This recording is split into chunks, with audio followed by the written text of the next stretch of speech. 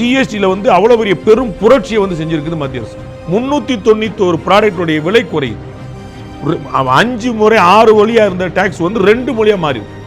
அப்ப இதெல்லாம் வந்து மக்களுக்கு தொடர்புடைய விஷயம். உங்களுக்கு புரியல, நீங்க வாங்க போற டிவியோட விலை குறையுது, நீங்க வாங்க போற பேனாவோட, பென்சிலோட, எரேசரோடைய, பைக்கோடைய, ஏர் கண்டிஷனுடைய, டிவியோடைய எல்லா விலையும், பேஸ்டோட எல்லா விலையும்.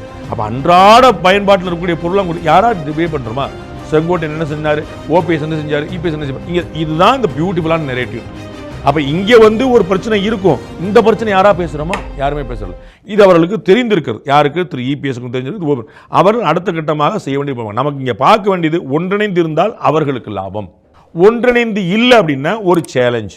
அந்த சேலஞ்ச் எப்படி அட்ரஸ் பண்ண போறாங்க பொறுத்து இருந்தா பார்க்கணும். இவ்வளவுக்கு பிறகு திரு ஓபிஎஸ் சேரல, திரு டிடிவி சேரல, வச்சுக்கோங்க. இப்படி வந்து நாளைக்கு ஜெயிஸ்டார் இபிஎஸ்னா அப்போ பயங்கரமான ஆள் தானே சொல்ல போறோம். எப்படி மறுக்க போறீங்க? அப்ப திரு டிடிவி அவர்கள் ஓரங்கட்டப்படலை. திரு டிடிவி அவர்களுக்கு ஒரு வருத்தம் இருக்கு, காலகாலத்தில் செஞ்சிடணும். ஏன்னா ஏடிஎம்கே பிஜேபி வந்து ஏன் கூட்டணி, அவங்களும் டிசம்பர் ஜனவரியில கலந்து சேர்ந்துக்கலாம்ல. இப்போ மற்றவங்களாம் டிசம்பர் ஜனவரியில் பார்த்துக்கலாம், இவங்களும் சேர்ந்துக்கலாம்ல. ஆனால் ஏடிஎம்கேக்கும் பிஜேபிக்கு ஒரு பகை வந்துருச்சு. அந்த பகை வந்தனால பேட்ச் ஒர்க்கு கொஞ்சம் நாள் தேவைப்படும். அண்ணாமலை இல்லாத தலைமை, புதிய தலைமையோட பொறுப்பேற்பு, இவங்க ஜெல்லாகிறது, தொண்டர்களுக்கு மேலே கூடி வருதுன்னு it will take some time. அதனால தான் அந்த ஒரு கணக்கு தான். அதை தான் திரு டிடிவியும் கருதுறாரு. இப்போ நான் உள்ள வரணும்னா உங்களை எடுத்து நான் 4 பேசியிருக்கேன், என்னை எடுத்து நீங்கள் 4 பேசியிருக்கீங்க. அப்போ அதெல்லாம் பேசப்படும். டிசம்பரில் வந்து டக்குன்னு பேட்டி கேட்பாங்க, சார் இப்போ மட்டும் இபிஎஸ் நல்ல வரான்னு கேட்பாங்க. அப்போ நான் முன்னாடியே சேர்ந்துட்டோம்னா நம்ம ஒருங்கிணைந்த அணின்னு வந்துடும். இப்போ திரு இபிஎஸ் நினைக்கிறாரு நம்ம அதை டிசம்பரில் முடிவு எடுத்துக்கிடுவோம், இப்போ என்ன அவசரம், நம்ம கட்சியை நம்ம வலுப்படுத்துவோம்.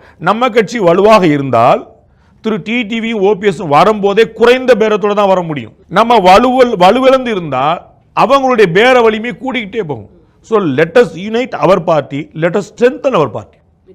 இப்போ டிடிவி அவர்களும் ஓபிஎஸ் அவர்களும் வந்துட்டு மிகச்சிறந்த மனிதர்கள், நான் அவங்களோட ரொம்ப நேரம் பேசியிருக்கேன், அவங்க கண்டிப்பாக வந்துட்டு என்டிஏ கூட்டணிக்கு வரணும் அப்படிங்கிறது திரு அண்ணாமலை அவர்களோட கருத்தாக இருக்குது. திரு நயினான் அவர்களும் என்ன சொல்லியிருக்கிறாருன்னா, உட்கட்சி பூசலை நான் தலையிட முடியாது அப்படிங்கிறத சொல்லியிருக்காரு, ஆனால் இணைந்து தான் செயல்படணும் அப்படிங்கிறாரு. ஸோ பாஜக தரப்புலையும் வந்துட்டு ஒன்றிணைந்த அதிமுகவை எதிர்பார்க்குறாங்க. இன்னைக்கு நேரத்தில் 2021 அப்படி தான் இருக்கிறாங்க. திரு டிடிவி தினகரனுடைய அம்மா மக்கள் முன்னேற்ற கழகத்தை கூட சேர்த்துக்கலாம், திருமதி சசிகலாவை கூட சேர்த்துக்கலாம் அப்படின்னு லீலா பேலஸ் ஹோட்டலில், if I am not wrong, Thiru Amit Shah அவர்கள் வந்து 2021 ஓபிஎஸ் இபிஎஸ் 2 பேரும் மட்டுமே வச்சுக்கிட்டு பேசினார். திரு ஓபிஎஸ் அவர்கள் இப்போ சம்மதிச்சிட்டார், திரு இபிஎஸ் அவர்கள் சம்மதிக்கல. இபிஎஸ் அவருடைய கருத்தை மதித்து, நல்லா புரிஞ்சுக்கணும், மதித்து சரி அலையன்ஸ் வேண்டாங்கன்னு பேசாம விட்டாங்க. அப்படித்தாங்க வரணும்னு அவங்க நிபந்தனை விதிக்கல. உங்களுக்கு புரியுங்களா? இன்னைக்கு திரு டிடிவியை, திரு ஓபிஎஸ்ஸை பாரத பிரதமர் நரேந்திர மோடி, உள்துறை அமைச்சர் அமித்ஷாவும் சந்திக்கலன்னு ஒரு பிரச்சனை ஓடிட்டு இருக்கா. உண்மையிலேயே அவங்க புறக்கணிச்சு தான் சந்திக்கலன்னு வச்சுக்கோங்க.